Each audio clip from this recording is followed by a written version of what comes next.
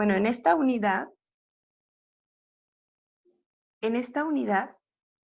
sí se necesita fortalecer nuestro espíritu, sabemos que con la oración, pero también el espíritu se fortalece por medio del cuerpo, por aquello que le damos, sí, de alimento físico, pero también de alimento en el intelecto.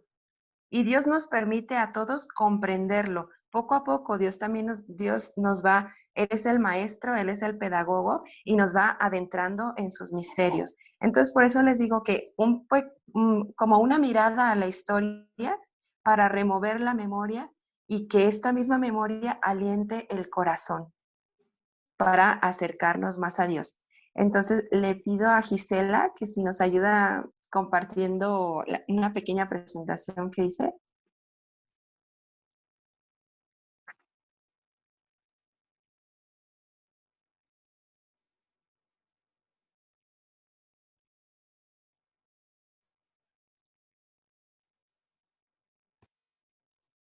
Ok, entonces, miren, nos encontramos ante esta festividad que en un inicio se llamaba Corpus Domini. Actualmente la conocemos como la fiesta del cuerpo y sangre de Cristo. Esta festividad comenzó, ¿me puedes dar a la siguiente? Vamos al siglo XIII.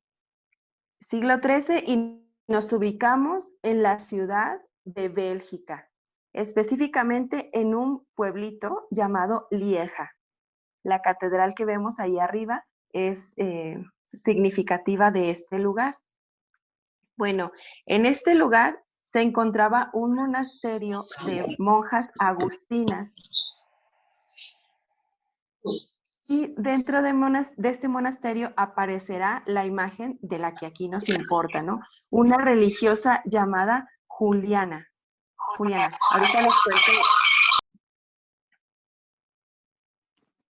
ahorita les cuento su historia porque es muy interesante y además es ella la que va a impulsar, Santa Juliana, es la que va a impulsar esta festividad. Entonces les digo, ya estamos siglo XIII en la ciudad de Bélgica. ¿Me ayudas a pasar a la siguiente, Gisela, por favor?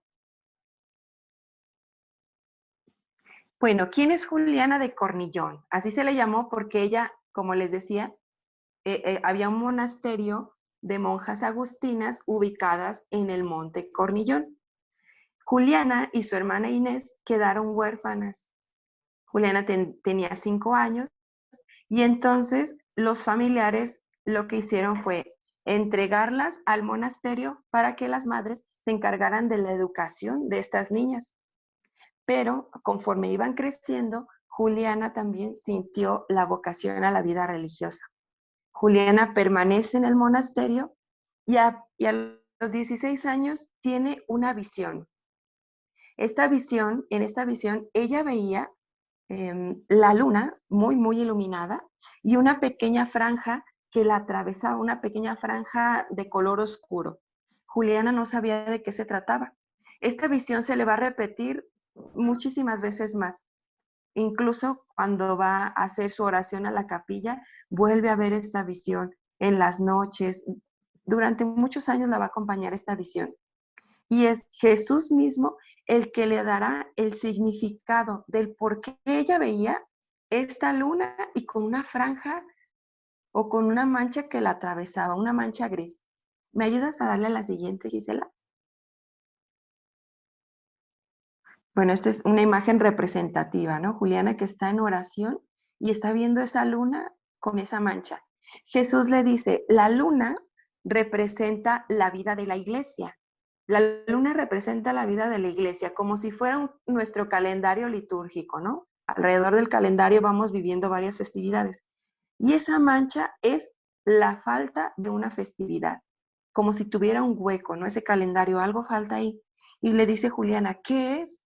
¿Qué es lo que falta? Y Jesús le revela la festividad, una festividad en donde todos los creyentes puedan adorar a Jesús o puedan adorarme en la Eucaristía para aumentar su fe, para avanzar en la práctica de las virtudes y reparar las ofensas al Santísimo Sacramento. Una viana sabe el significado de esta visión, ella se lo tendrá como escondido, ¿no? Lo tenía ahí porque no sabía qué hacer con él, ¿no? Jesús le está dando un mandato, pero ella todavía no sabe cómo llevarlo a cabo. Entonces lo tendrá ahí guardadito y en oración. Pasarán casi cerca de 20 años para que Juliana por fin revele revele este secreto a su sacerdote, que era su confesor, y también al obispo. Escribirán juntos una carta para pedirle que se instaure esta festividad. Y bueno, como saben, la iglesia también es prudente en todas las inspiraciones que recibe, ¿no? De un cristiano. Primero las estudia, las investiga para ver la realidad y la veracidad de ese acontecimiento. Entonces Juliana va a tener que esperar también un buen tiempo antes de que el obispo de esa ciudad le permita instaurar esa festividad. Será en el año, ¿le das a la siguiente, por favor? Bueno, será en el año de 1246 cuando por fin el obispo de esa diócesis permita que se realice esta festividad y lo deja estipulado para el jueves después de Pentecostés. Así había quedado en un inicio. Ahora lo celebramos el jueves después del domingo de la Santísima Trinidad, ¿verdad? Y bueno, queda así estipulado en esa diócesis. Y comienza así un culto a la Eucaristía más intenso, ¿no? Los obispos del obispo de este lugar, claro que también se ayudó de algunos teólogos que también eran muy fervorosos y amaban mucho a Jesús Eucaristía. Un dato, o bueno, un dato muy importante de esta historia es que entre las personas que Juliana confesó este deseo que tenía o esta visión que había tenido, entre las personas a las que las había confesado, se lo había dicho a un amigo suyo que era archidiácono en ese lugar. Bueno, y además eran muy amigos. Resulta que años más tarde, este archidiácono vendrá a ser el Papa Urbano IV. ¿Y quién es el Papa Urbano IV? Miren, esto es muy importante, ¿no? Cómo Dios de verdad va entretejiendo nuestra historia. Dios provee, provee nuestra vida de lo necesario.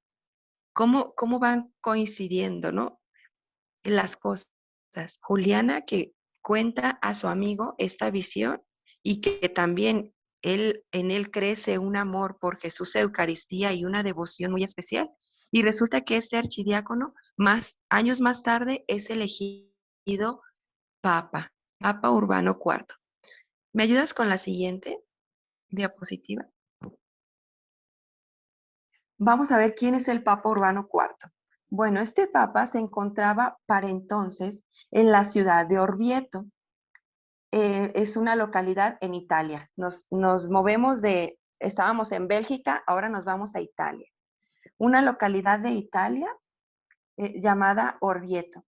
Cerca de Orvieto se encontraba otra pequeña ciudad llamada Bolsena o Bolzano, donde se encontraba esta parroquia que les muestro aquí. Bueno, es más bien también un lugar de peregrinaciones, Santa Cristina. Santa Cristina era un lugar muy recorrido o muy conocido por los primeros cristianos y de modo que los peregrinos que vinieran de cualquier parte del mundo para antes de llegar a Roma, a ver pues las reliquias del apóstol Pedro y del apóstol San Pablo, antes de llegar a Roma pasaban por este lugar que es Mártir Santa Cristina. Por ese año resultó que había un sacerdote que se dirigía a Roma porque quería aumentar su fe. ¿Qué era lo que le faltaba a este sacerdote? Bueno, estaba teniendo dudas sobre la veracidad de que Jesús está presente en la hostia, en el pan y en el vino. Entonces este sacerdote, atormentado por las dudas, se dirigía a Roma para aumentar su fe y para pedir esta gracia de ya no ser tentado por las dudas. Se detiene en esta basílica de Santa Cristina Y ahí ocurre el milagro eucarístico que por muchos es conocido, el milagro eucarístico de Bolsena. Resulta que este sacerdote, al hacer la fracción del pan, caen gotas de sangre sobre el corporal y gotas de sangre sobre el altar. Claro, él no fue el único que vio esto. Estaban los fieles que también estaban acompañando en la misa. Y todos comenzó como una confusión, ¿no? Entre la emoción, entre qué está sucediendo, porque todos vieron que la sangre corría, ¿no? Las manchas de sangre sobre el altar y sobre el corporal. Como les decía, el Papa Urbano IV estaba cercano a esta región. Entonces, inmediatamente le llega la noticia de lo que ha ocurrido en este lugar de Santa Cristina. El Papa manda traer el corporal y también él se dirige a su encuentro. Este detalle es muy bello. Si me ayudas, Gisela, dándole a la siguiente. Este detalle, bueno, aquí es una imagen representativa, ¿no? Del sacerdote en el momento de la fracción del pan y queda manchado el corporal y el mármol de lo que es el altar. Como les decía, el Papa Urbano manda traer este corporal, dice, quiero verlo, pero al mismo tiempo él sale a su encuentro, ¿no? Porque eran dos localidades. Pero como este Papa ya había conocido a Santa Juliana y él ya conservaba un deseo o una devoción especial por la Eucaristía, claro que él creía, el Papa ya creía en este milagro que aún no había visto. Entonces, se deshace de sus vestiduras papales y va al encuentro de Jesús. El Papa va al encuentro de él descalzo y con una ropa muy sencilla, porque dice, vengo al encuentro del Rey. Y es así. ¿Me ayudas con la siguiente? Y es así, bueno, aquí les presento el corporal en época actual. Está extendido sobre un relicario y se logran ver las manchas de sangre. Como les decía, el Papa sale descalzo a recibirlo porque dice, él reconoce la presencia real de Jesús en el pan y en el vino, ahora convertidos en cuerpo y sangre de Dios, de Jesús. El Papa lo recibe y comienzan a partir de ahí, ya a partir de ese año, el Papa dice, no nos vamos a limitar a que solo en Bélgica se realice esta adoración eucarística, este día especial para celebrar a Jesús presente en el pan y en el vino. No solo Bélgica, ahora esta festividad se va a pasar al mundo entero. Entonces, será a partir ahora de 1264 que en toda la iglesia celebraremos el jueves siguiente a la Santísima Trinidad esta festividad. ¿Me ayudas con la siguiente? Un detalle muy especial que también es histórico son las procesiones que se realizan con el Santísimo Sacramento.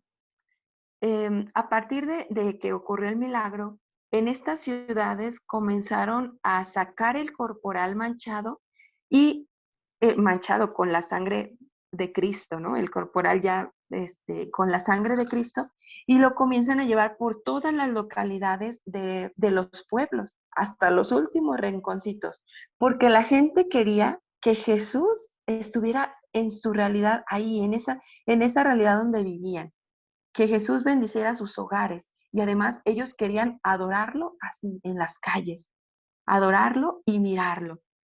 Era el encuentro con Jesús presente aquí en mi hogar, en mis calles, en el lugar donde trabajo, en el jardín a donde voy a estudiar o en el de donde doy clases, ¿no? Era como la finalidad, que Jesús recorriera toda nuestra cotidianidad y nosotros presentársela. Entonces, como les digo, la procesión inició desde ese siglo XIII y ha continuado. De hecho, todavía en muchas de las parroquias se hace esta procesión con el Santísimo.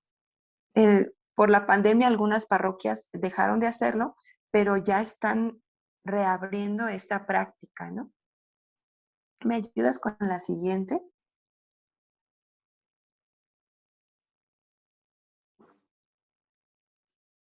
Y bueno, bueno, es solo aquí quise compartirles, ¿no? En varias localidades de Italia, me tocó ir a algunas, especialmente a mí, donde los poblados realizan este tipo de tapetes con acerrín y flores. Entonces, únicamente estos tapetes recorren el pueblito y es donde únicamente va a pasar Jesús Eucaristía. Solamente Él pasa. Entonces, termina la misa y se continúa con la procesión, pero todo el camino está adornado de esto. Miren qué belleza, ¿no? También es el modo de decir a Dios lo mejor para ti, Señor. O mi trabajo es tuyo. Donde tú pases, quiero que esté precioso, ¿no? Es como es preparar el camino para que Jesús entre, para que Jesús pase. También me parece una analogía, ahorita que lo estoy pensando, en una analogía en cómo también nosotros nos preparamos para recibir a Jesús, para que entre a nuestro ser, ¿no? Que nuestras personas, bueno, que Dios nos comunique su vida, ¿no? A esta persona que somos nosotros. También lo preparamos del modo más bello a través de la confesión, a través de la oración, a través de actos de caridad. Eso va embelleciendo nuestra alma a fin de que Jesús entre. ¿Me ayudas con la siguiente? ¿Pasamos? Y bueno, este lugar es la catedral de Orvieto, donde se encuentra actualmente el corporal que les mostré hace un momento. La siguiente. Y bueno, ahora sí vamos al momento de reflexión. Digo, todo esto, como les comenté, es un poquito de historia, de ir recorriendo o de ir alimentando la memoria o de hacer memoria para que también esto alimente nuestro espíritu, del por qué nace esta festividad, qué significado tiene y por qué se conserva hasta nuestros días. Y bueno, ahora quiero compartir con ustedes la liturgia o la liturgia de la palabra que estamos celebrando en este año C. ¿Me ayudas? Pasamos a la siguiente.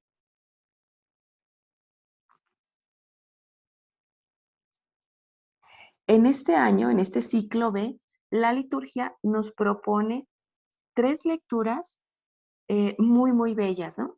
Los que ya fueron a misa ayer, misa de Corpus Christi, habrán seguido, ¿no? La primera lectura del libro del Génesis, donde se nos habla que el sacerdote Melquisedec, rey de Salem, sale al encuentro de Abraham y ofrece pan y vino. Es una lectura muy pequeñita del libro del Génesis, ¿no? Donde como les digo, este sacerdote Melquisedec, sacerdote y rey, ofrece pan y vino. Y ahí en el Antiguo Testamento se nos va dando una luz, una pequeña luz de lo que vendrá a ofrecer Jesús. Jesús también es sacerdote y es rey, y él se nos ofrece como pan y vino. Él nos ofrece su cuerpo y su sangre. Bueno, continuamos con la liturgia, que les digo que liturgia de la palabra que nos presenta la iglesia, y el Salmo nos dice, tú eres sacerdote eterno según el rito de Melquisedec. El Salmo nos vuelve a recordar quién es este Melquisedec y por qué tiene relación con la figura de Cristo. ¿Cuál es su relación? Le dice el salmista a Jesús, tú eres sacerdote eterno según el rito de Melquisedec. Melquisedec, que ya lo escuchamos en la primera lectura, era un sacerdote y un rey del que no sabemos más de su historia. Solamente se nos dice que salió al encuentro de Abraham y ofrece pan y vino al Dios Altísimo. No se sabe de este sacerdote su origen, no se sabe su descendencia, ni tampoco se sabe su muerte. ¿Por qué relacionan a Jesús con este sacerdote? Justo porque de Jesús, siendo Dios, no sabemos su origen. Su origen es divino, pero no su comienzo, ¿no? Él no tiene principio y tampoco tiene fin.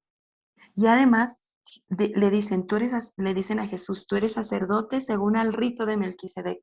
¿Cuál fue el rito de Melquisedec? Ofrecer pan y vino, que es lo que Jesús también nos ofrece en, en la entrega total de su vida, específicamente en la última cena. Continuamos con la siguiente lectura de la liturgia de la palabra y se nos presenta lectura del apóstol San Pablo a los Corintios. En esta lectura, San Pablo cuenta cómo realizaban la misa o la Sagrada Eucaristía la primera comunidad cristiana. Si nosotros estuvimos atentos en las lecturas de ayer, nos damos cuenta que San Pablo, o que más bien lo que nos está contando San Pablo, es lo que vivimos nosotros ahora, 2000 años después, en una misa. San Pablo nos cuenta en esta carta a los Corintios que él está transmitiendo tan solo lo que a su vez recibió.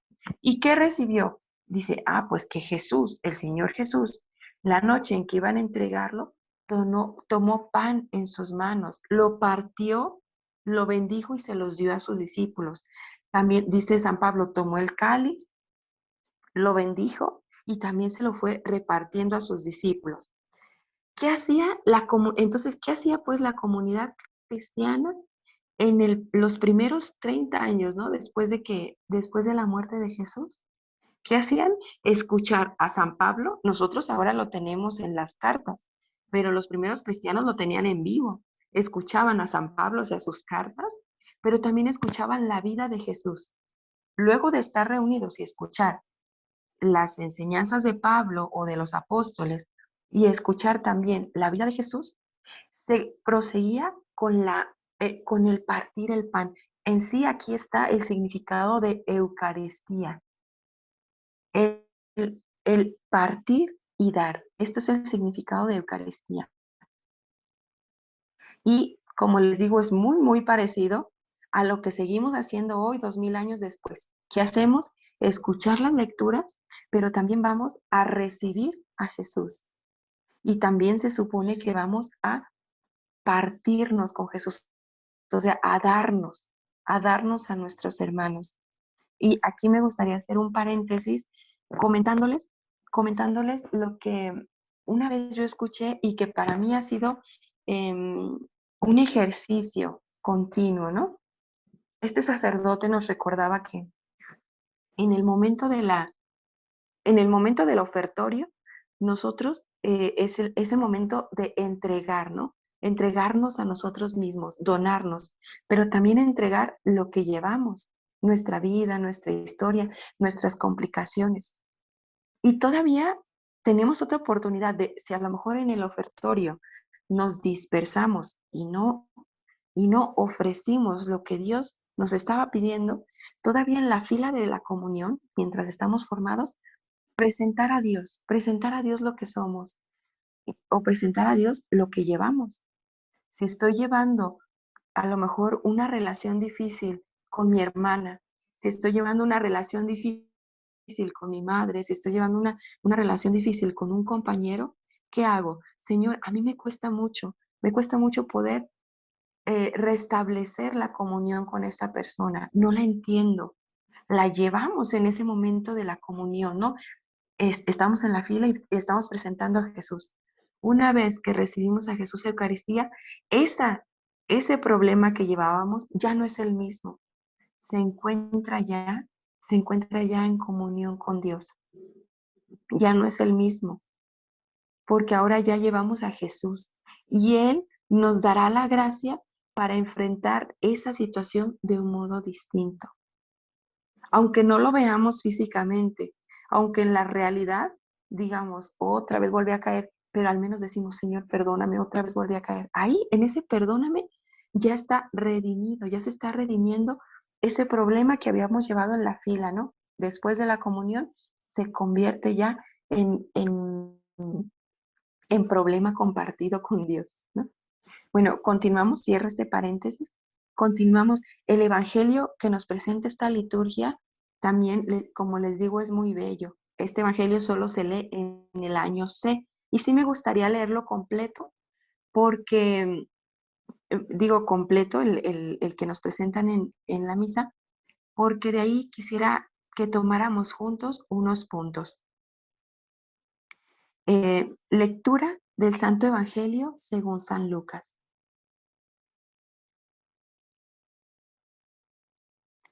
Los invito a hacer un momento de silencio para, para centrarnos en escuchar palabra de Dios, en que también nuestra alma se alimenta de su palabra.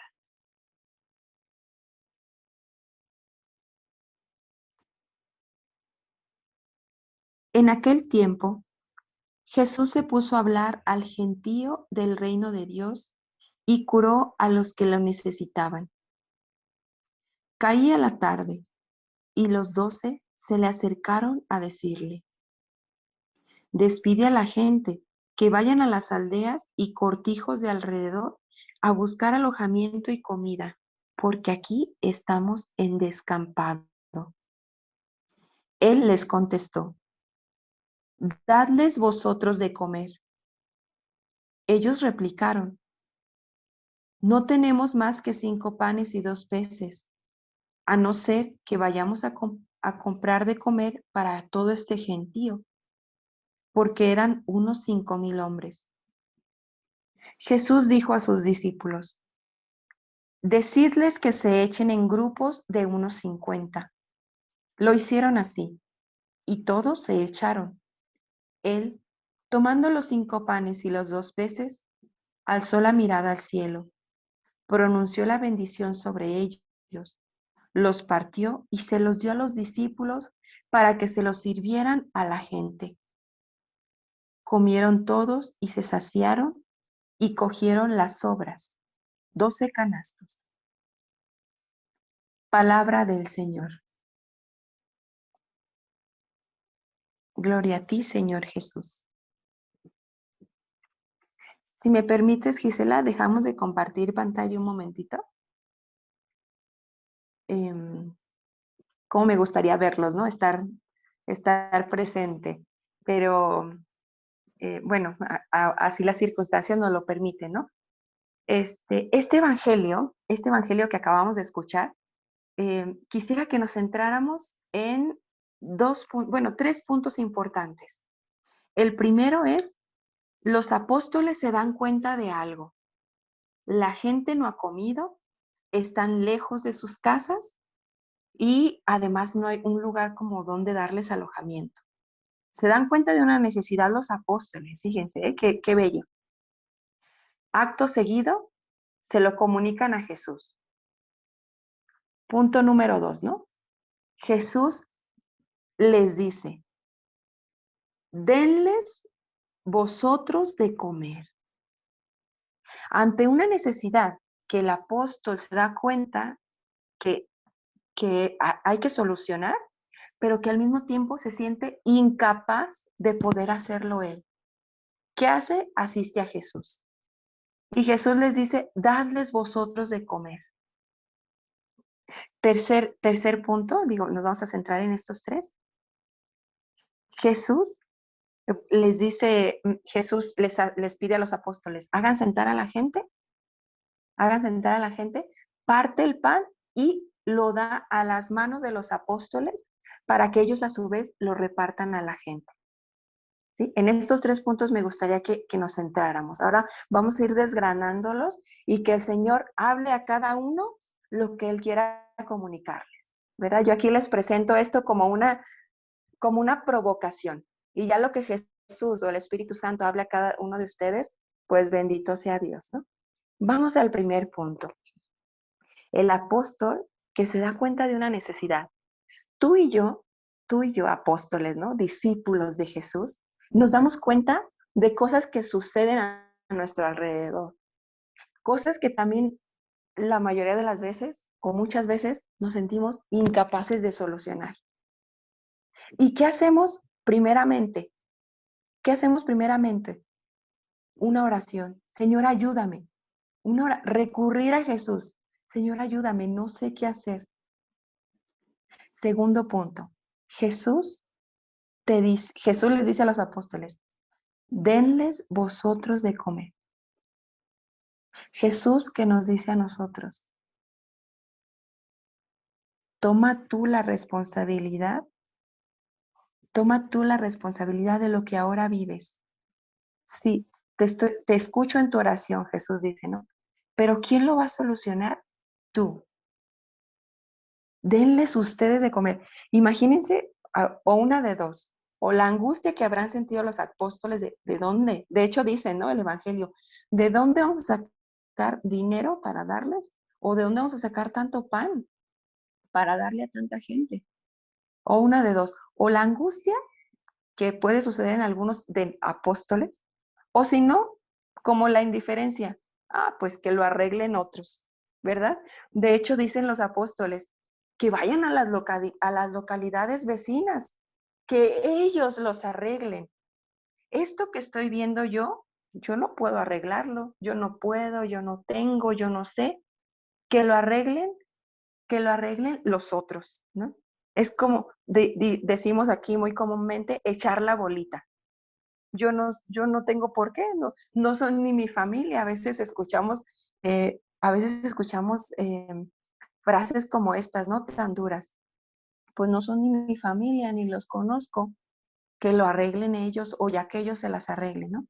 Les digo, estas dos opciones, ante el mandato de Jesús de darles ustedes de comer, o una de dos, o entramos en angustia o echamos la bolita, ¿verdad?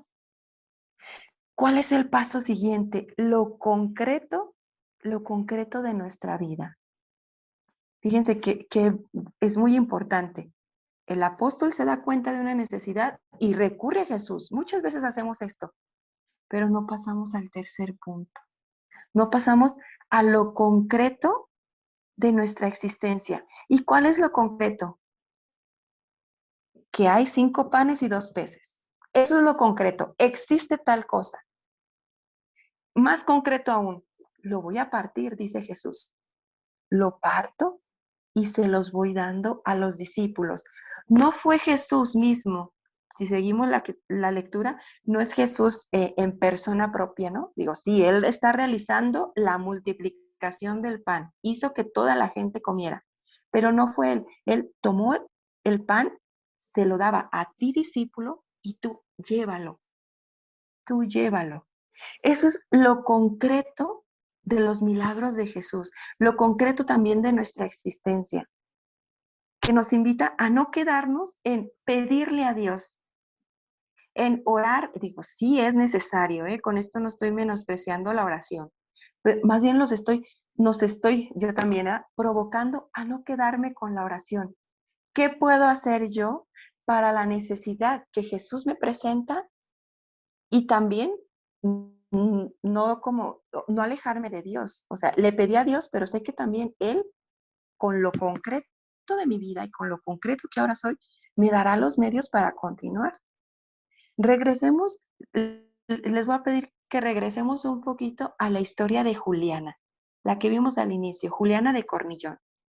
Ella también, como discípula, recibió un mandato: haz que se instaure en mi iglesia una festividad, la festividad del cuerpo y la sangre de Jesús. Y ella dice, ¿cómo? ¿Cómo voy a? Pues yo quién soy, ¿no? No soy sacerdote, no tengo como voz ni voto, ¿no? Tan solo soy una simple religiosa recluida en mi monasterio. ¿Cómo voy a hacer que se instaure una festividad? Ella lo llevó a la oración, ¿no? Les comentaba en la historia que duró muchos años conservando en su corazón esta visión y cómo lo llevará a cabo. ¿Qué hizo acto seguido? Ahí va lo concreto a lo que nos invita Jesús, concretizar nuestra oración en acciones de caridad, en acciones verbales, en acción, tan solo, digo, qué importante es tan solo pedir un perdón, dar un gracias, decir un te amo, ¿no? Regresando a Santa Juliana, ¿no? Porque me salió un poquito. Ella, después de la oración, hace algo concreto, presenta su visión a su confesor y también lo presenta al obispo. ¿Qué hace? Algo muy sencillo, escribir una carta. Dios me pide esto. No mintió, no dijo, no le puso cosas de más ni de menos. Lo concretísimo, o sea, tal cual. Dios me pide esto. Claro, tendrán que pasar años, 20 años, para que se realice lo que Dios le está pidiendo, ¿no? Entonces, en nuestra cotidianidad, a lo que voy, Dios se manifiesta tan concreto, en el pan y en el vino está su presencia, que incluso nos hace comérnoslo. Entra en nosotros. La vida de Dios que recibimos en nuestro bautismo también se hace concreta en la Eucaristía, o sea, también se hace concreta por medio del agua. Dios se vale de estos medios. Dios se vale de lo que ya existe para a partir de ahí realizar los milagros. El amor que Dios nos tiene, este amor tan concreto, se hace presente en un pan y en un vino para que yo lo consuma, para que yo tenga vida en Dios. Ahora aquí viene la importancia, o más bien aquí quiero que vayamos juntos a focalizar la importancia de vivir la Eucaristía. Acabo de escuchar un ejemplo que me ayudó muchísimo en la vida de fe y también así quiero compartírselos. Em, Espero darme a entender, ¿no? Así como yo lo recibí. La vida en la Eucaristía, fíjense, hermanos y amigos aquí presentes, la vida en la Eucaristía es como comparemos la vida que hay aquí en la Tierra y la relación que tiene con el Sol, ¿no? Con el sistema solar. Si la Tierra, si la Tierra estuviera demasiado cerca del Sol, se quemaría. Si la Tierra estuviera demasiado lejos del Sol, estaría helada, fría. Ahora vayamos nosotros nuestra vida cristiana alrededor de la Eucaristía o alrededor de la vida divina, ¿no? Si Dios se nos manifestara tan cercanamente y tan palpablemente, no tendríamos otra cosa que caer de rodillas y morir, porque entonces ya no tendríamos libertad. Todo nuestro ser diría, eres Dios, estás aquí. Nos quemaríamos, ¿no? Por así decir, si Dios estuviera tan demasiado cerca que nadie pudiera decir no existe, ¿no? No habría libertad tampoco humana. Dios es tan evidente que lo que hace el hombre es caer de rodillas. Si Dios se manifestara tan plenamente. Ahora, si Dios no se nos manifestara y sumándole a eso nosotros no nos acercáramos, nuestra vida sería fría. La Eucaristía es esta justa distancia, esta precisa distancia para que tengamos vida y para que sigamos en esta presencia de Dios. Es la justa distancia que me permite a mí reconocer a Dios y recibir su vida divina, y es la justa distancia también que me permite libertad. Libertad para decir, sé que estás presente, te amo, sé que estás presente, o para decir, lo dudo y no caer muertos. Es la justa distancia, la Eucaristía, en la que recibimos vida.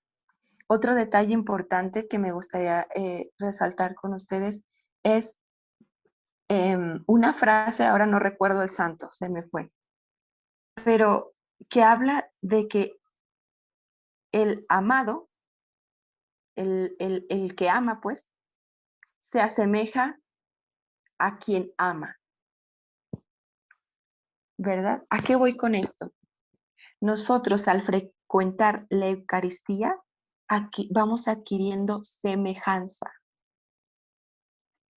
Yo creo que, bueno, yo les puedo dar mi experiencia aquí en la vida comunitaria. Sé que he adquirido hábitos o gestos o palabras de mis mismas hermanas, pero quienes están casados también experimentan que van adquiriendo de su esposo o a veces también de los hijos estos detalles que antes no tenían, ¿no? Un gesto, una forma de decir, una acción. ¿Por qué? Porque la misma vida, la misma cotidianidad va haciendo que estas relaciones se vayan entrelazando, ¿no? ¿A qué voy con esto? Nuestra vida alrededor de Jesús en Eucaristía nos va asemejando a Dios. Me refiero, sí, al Santísimo Sacramento, Jesús presente ahí, pero también me refiero a su palabra. Con esto quiero concluir para hacerte la invitación. Cada vez que recibas a Jesús en la Eucaristía, recuerda que es Él que te está haciendo a su imagen. Cada vez que asistas a misa, recuerda que su palabra limpia tu mirada, ensancha tu corazón, te hace reflexionar. ¿Para qué? Para que vivas la vida según Dios, para que aprendamos cómo vivió Jesús. Cada vez que te acercas a misa, te invito a no acercarte porque es precepto, a no acercarte porque me lo mandaron, a no acercarte porque mi mamá me dijo que si no voy a misa no voy a salir el fin de semana, o no acercarte porque, bueno, hay mil razones, ¿no? Por las que acercarse a misa. Te invito a que la próxima vez que te acerques a misa es porque hay alguien ahí presente que te ama, te espera y que quiere que realices tu plenitud como persona. Él te ha visualizado a ti de un modo, Él me ha visualizado a mí de un modo, y ese modo es pleno. El hecho de querer realizarnos como Él nos ha visto es decisión nuestra. Si yo me acerco a ti, Señor, porque te amo, porque me interesa tu modo de vivir, porque me alegras con tu modo de ser, si yo me acerco a ti por esa intención, toma mi vida, Señor. Toma lo concreto de mi vida, o sea, lo que soy, y dame a los otros. Tómame así quien soy y hazme pan partido para mis hermanos. Toma entre tus manos mi vida y hazme pan partido para mis hermanos. Como les decía, con esto quiero concluir y que lo hagamos oración. Le voy a pedir a Gisela que si nos comparte un pequeño, es una oración y es canción al mismo tiempo, pero me gustaría que la siguiéramos justo como oración, porque nos habla de esto. Jesús, que nos ama, pedirle que nos tome entre sus manos y nos haga pan.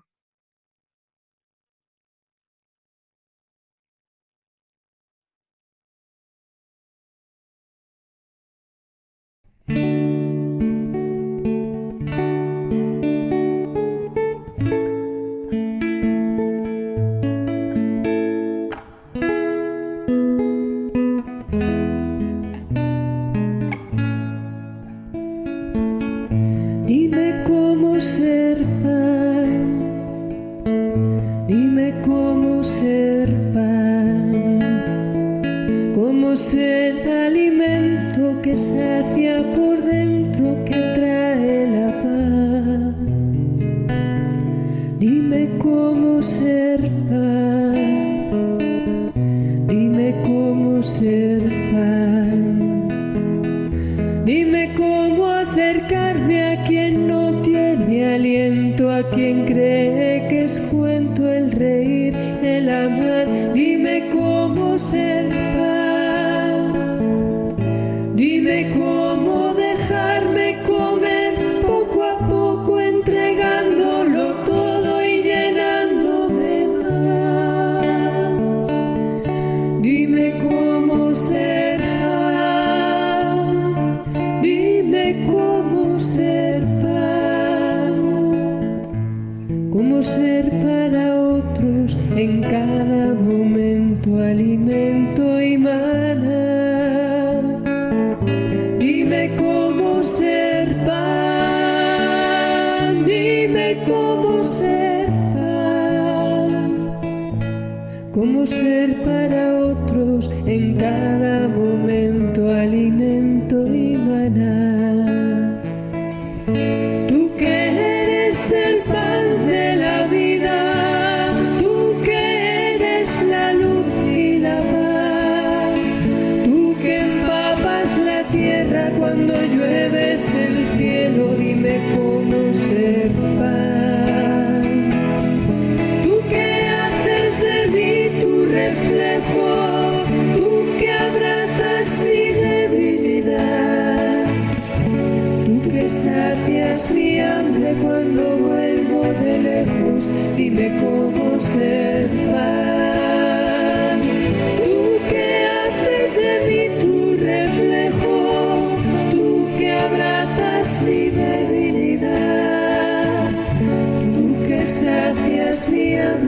cuando vuelvo de lejos, dime cómo ser pan.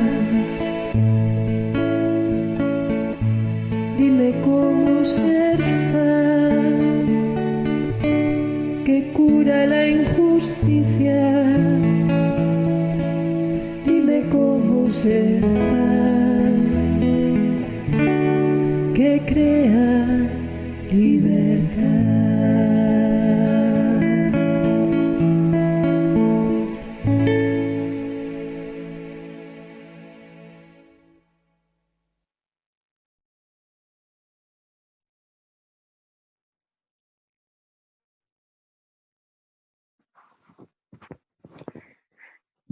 Que Dios nos conceda ser en sus manos pan para los demás, pan partido para nuestros hermanos. Y así confiarnos no solo en la oración a Dios, sino también con nuestras acciones, comprometernos a ser verdaderos hijos de Dios, dándonos, ¿verdad? Dios nos concede esta gracia y muchísimas gracias por compartir este momentito con ustedes. Muchas gracias, hermana. La verdad es que yo estoy bien impresionada porque a mí me acaba de pasar esto que usted dijo, de como que a veces nos damos cuenta de ciertas realidades y nos quedamos, o sea, no pasamos al tercer paso, que, o sea, sí me di cuenta de una realidad, sí me puse disque yo en oración, pero me quedé ahí, o sea, y creo que me daba miedo, y yo creo que es lo que a veces nos pasa mucho a nosotros los cristianos, los católicos, el que nos da miedo poner como tan poquito en manos de Dios y decimos, es que pues no tengo nada, o sea, ¿qué pongo? Y yo creo que tenemos que aprender de Felipe, de que pues él sin pena y sin nada llegó con sus 5 panes y los 2 peces del muchacho, o sea, él no le dio pena ir a pedirlos y regresar y decir, pues esto es lo que hay. Entonces yo creo que nos falta ese valor de decir, bueno, Señor, o sea, no tengo mucho, de hecho tengo casi nada, pero pues ahora sí que pues, tú sabrás, ¿no? O sea, ponerlo en oración y siempre confiar en que el Señor hará pues lo que Él va a hacer, cuando lo ponemos en sus manos, pues Él va a hacer, ahora sí que maravillas. Así es, Gisela, de verdad, esto que comentas, ¿no? Es verdad que da miedo ante una situación que a veces sentimos que nos sobrepasa, pero creo que Dios también nos da la fortaleza para continuar. A veces continuamos todavía con el miedo, pero sabemos que Dios está ahí, ¿no? Es un miedo como acompañado, no sé cómo decirlo, porque también lo he experimentado, ¿no? Este, este miedo, pero saber que Dios está conmigo y que en la decisión que tome, Dios también nos acompaña o nos va iluminando, ¿verdad? Nos va iluminando. Y a lo que voy, pues, es insistir en esto. Sí, orar al Señor, mostrarle nuestras peticiones, mostrarle, pero llegar a esos actos concretos. A veces sí será una acción, a veces será una acción concreta, ¿no? Ir a dar, pero otras veces serán también palabras. Palabras, ya les decía hace rato, un perdón, una disculpa, un te amo, un acercarnos. A partir de ahí, Dios, yo he visto que hace maravillas. Él completa, ¿no? Él sacia. Este mismo deseo, yo creo, y además a eso voy también, el deseo que hay en nosotros de querer saciar esa necesidad, Dios lo ha puesto. Esos deseos, Dios mismo los infunde en nosotros. Y otro ejemplo, digo, ya me lo brinqué, pero otro ejemplo muy, muy claro lo veo en San José, ¿no? San José que Dios le pide a él una acción concreta, ¿no? Vas a ser padre de, o bueno, vas a tomar por esposa a María. Y José primero como que no sabe qué hacer, ¿verdad? La quiere repudiar. Y Dios le dice, no, o sea, recíbela, porque lo que hay en ella es obra del Espíritu Santo. Entonces, digo, continuando con la historia, José sabe que después de cuando huye en Egipto, sabe que está en peligro la vida del niño y de María. Específicamente, Dios no interviene, o sea, no interviene, por así decir, ¿no? Y enviando sus ángeles y maten a todos los que están persiguiendo a mi hijo, porque es hijo de Dios. Ni tampoco interviene tomando con sus manos a José y a María y llevándolos, ¿no? Hasta Egipto. Dios se vale de nuestras decisiones, pero claro, tomadas en Él, ¿no? Tomadas en Él. Fíjense, ahí el héroe, por así decir, será José, ¿no? José se las arregla, se las ingenia para tomar al niño y a su madre y llevárselos de ahí hasta Egipto. Pero no por eso, o sea, Dios, a lo que voy, Gisela, por hace rato que comentábamos del miedo, ¿no? Dios no nos ahorra los miedos o no nos ahorra las persecuciones. Ay, qué duro, ¿verdad? Quisiéramos que nos las ahorrara, quisiéramos que no tener que pasar por eso, pero entonces no sería Dios. Entonces no sería ese Padre que confía en ti, en las capacidades que nos ha dado. Ese Padre que confía y que además nos ha dado la libertad de decidir qué voy a hacer aquí ahora en este momento. Dios es nuestro mayor aliado en la búsqueda del bien, en la búsqueda de la bondad y en la búsqueda de santidad. Dios es nuestro aliado, pero no lo hace interviniendo de forma directa. Lo hace a través de nuestra libertad, a través de nuestras acciones. Que Dios nos conceda perseverar en la bondad y en el bien y perseverar en esos deseos que Él mismo nos pone en nuestro corazón. Que así sea, hermana, y que esta fiesta del cuerpo y la sangre de Cristo nos recuerde que también nosotros tenemos ese pan para dar y que tenemos lo que tengamos en nuestras manos lo pongamos en manos de Dios. Muchísimas gracias, hermana. Muchas gracias a todos. Les recordamos que la plática anterior de la hermana Almirene también está en nuestro canal de YouTube, en Lo Mejor Está por Llegar, y en nuestra página de Facebook. Igual van a encontrar esta ya grabada ahí. Muchísimas gracias, hermana. Que Dios la bendiga. También a ustedes, Dios les bendice. Hasta Nos luego. vemos. Gracias.